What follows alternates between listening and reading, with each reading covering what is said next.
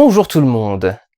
Étant circonspect face aux sorties de la semaine, dont aucune ne provoquait une véritable envie de séance de cinéma chez moi, je ne savais pas trop comment tout cela allait se passer. Je savais qu'il fallait que j'aille voir l'Odyssée, le film Serge Cousteau, parce que c'est le film le plus distribué de la semaine et c'est un gros film français, donc j'ai envie de faire un vlog dessus. Il se trouve que le film m'a plutôt déçu, mais j'ai voulu le traiter en second cette semaine, parce que du coup, le film que je suis allé voir comme ça, au hasard, en me disant bon, on sait jamais, ça peut être intéressant, a été un de mes coups de foudre.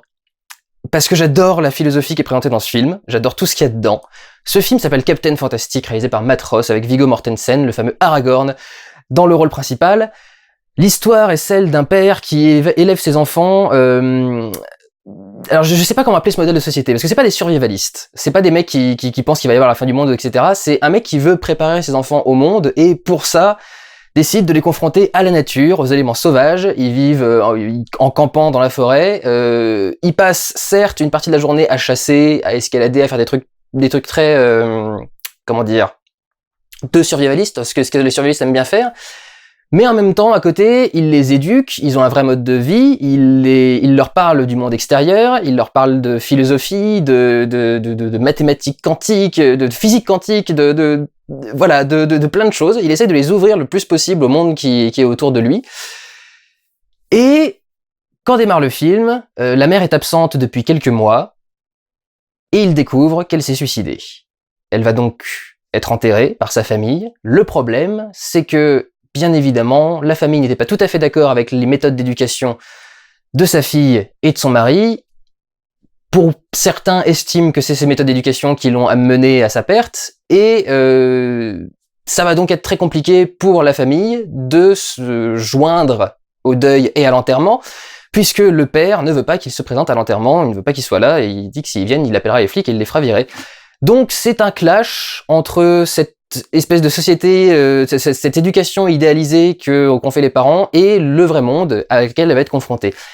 C'est pas un sujet rare au cinéma. Il y a déjà eu des films faits là-dessus sur des parents qui avaient des modes de vie très spécifiques aux enfants. Je pensais que Room serait dans ce style-là d'ailleurs quand j'étais allé voir Room, et finalement Room avait une histoire complètement différente. Le truc, c'est que très souvent, ces films se terminent avec un semi-désaveu de ses idées. C'est-à-dire que à un moment, les personnages vont se confronter au vrai monde tel qu'il existe, et en gros vont dire que quasi rien de ce qu'ils ont appris ne leur servira à l'avenir, sauf peut-être un ou deux trucs qui est leur spiritualité ou leur machin, et qui est le truc que le studio a dit oui d'accord, ça vous le mettez dans le film, c'est très bien, il y a des trucs qu'on peut vendre dans ce domaine-là.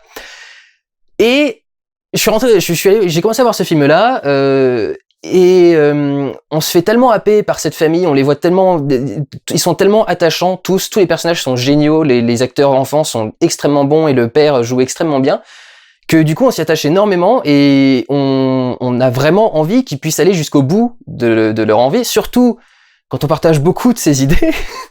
Et le truc, c'est qu'à un moment le film a commencé à partir là-dedans et je me suis dit non, pitié, ne faites pas ça.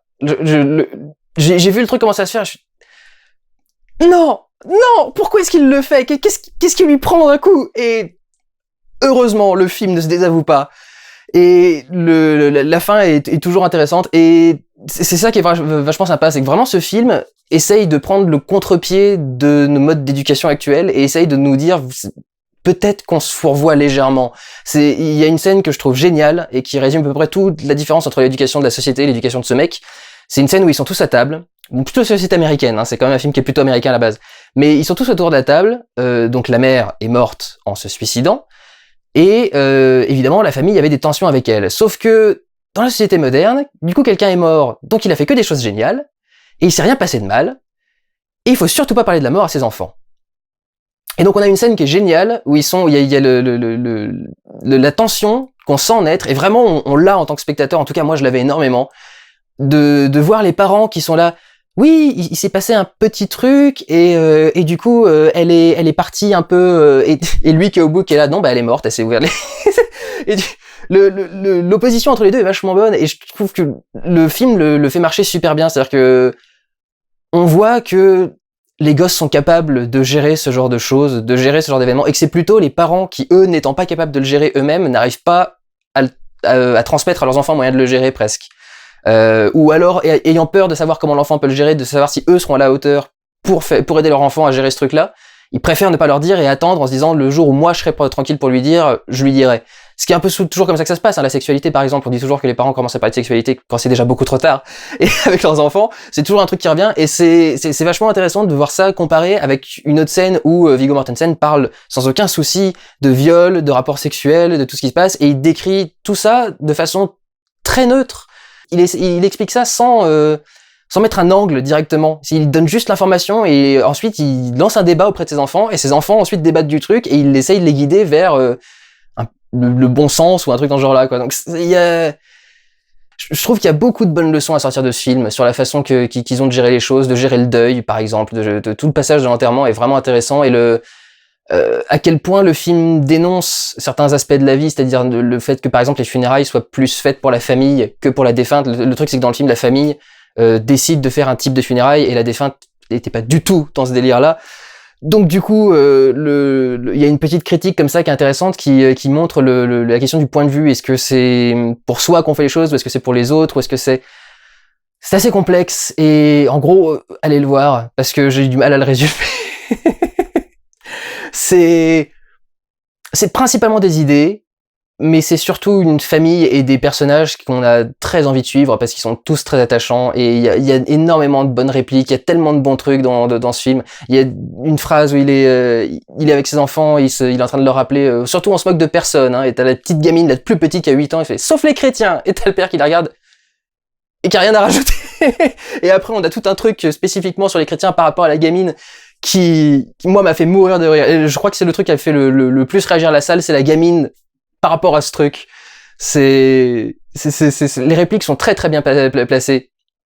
Et vraiment la seule peur que j'avais eue, c'était qu'à un moment le film abandonne son parcours et son message. C'est la seule crainte que j'ai eue, c'est le moment où le film a commencé à partir dans un truc très mainstream. Et la solution qu'il y a normalement dans les films à la Hollywood. Et au final, le message, c'était que oui, effectivement, quelque part, il va loin. Et c'est tout. C'est pas plus méchant que ça, entre guillemets, par rapport à l'idée que veut faire le film. Beaucoup de films auraient fait il a voulu aller trop loin, donc stop. Et là, c'est pas ça. C'est ouais, il a voulu aller un peu trop loin. Il y a peut-être moyen de faire ça un peu au milieu, un peu moins extrême.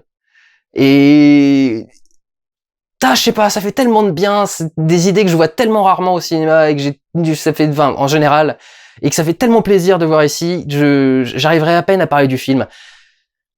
Esthétiquement, alors c'est un truc qui m'avait un petit peu sorti du film au début, c'est que c'est très classique, c'est-à-dire que au début ils sont dans la nature, donc c'est une espèce de déclaration d'amour à la nature. Alors moi je suis désolé, mais les arbres et la pluie et tout le bordel, je m'en fous. Enfin, au bout d'un moment, t'en as vu un, t'en as vu 17 000. Et il y a beaucoup de plans au début qui sont sur la forêt, les arbres, le ruisseau. Et vraiment, je le dis comme ça parce que c'est un peu l'idée. Ils ont été chercher un chef-op français, je crois qu'il s'appelle Stéphane Fontaine. Les images sont sublimes. Il y a un passage avec une espèce de lumière divine la lumière divine, c'est, vous savez, quand il vient d'avoir une pluie ou qu'il y a eu de la brume ou un truc, ils avaient les rayons du soleil qui passent à travers les nuages et ils ont quelque chose à frapper, genre de l'humidité, un nuage, un machin, et du coup ça fait ces rayons de lumière qui viennent du ciel directement, ce qui est très très beau, et ça se voit qu'il y a eu une grosse recherche visuelle dans ce film. Pas seulement, il y a beaucoup de recherche dans la mise en scène, il y a beaucoup de choses intéressantes. Il y a une critique par exemple que j'aime beaucoup, c'est à un moment ils vont faire des courses et écouter la musique. Parce que j'ai l'impression que les gens dans la salle s'en sont pas rendus compte, mais moi pendant toute la scène j'écoutais la musique qui passait dans le truc et je faisais « Je vois ton commentaire, film, je vois ce que tu essayes de dire. » Très bien, ça fait marrer. Critique par rapport à un autre film. Si vous allez voir le film, ça pourra vous mettre sur la voie. Donc voilà, il y a beaucoup de choses intéressantes dans ce film, en particulier le travail d'acteur, parce que je vous dis encore une fois, tous les personnages sont excellents, les enfants sont à fond dedans, on a l'impression qu'ils ont vécu dans ce truc et qu'ils ont ce degré de survie, et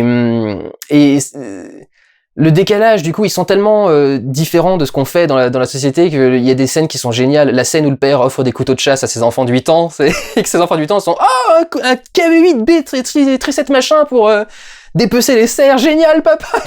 T'es en train de dire ça, et en même temps, bah oui, ils vivent très bien, il y a pas de soucis particuliers.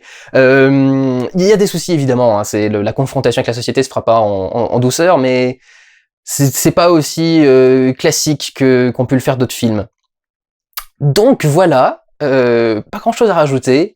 C'est vraiment, je vous en parle émotionnellement parce que j'ai pas grand chose à dire sur la technique du film, c'est très bien fait et c'est pas le principal.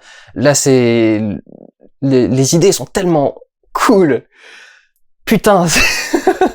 et du coup voilà, j'ai adoré ce truc. Donc je vous encourage à aller voir Captain Fantastic et je vous retrouverai plus tard dans la semaine pour un vlog sur l'Odyssée qui m'a beaucoup moins enchanté que ça. Prenez soin de vous, allez voir des films, ciao.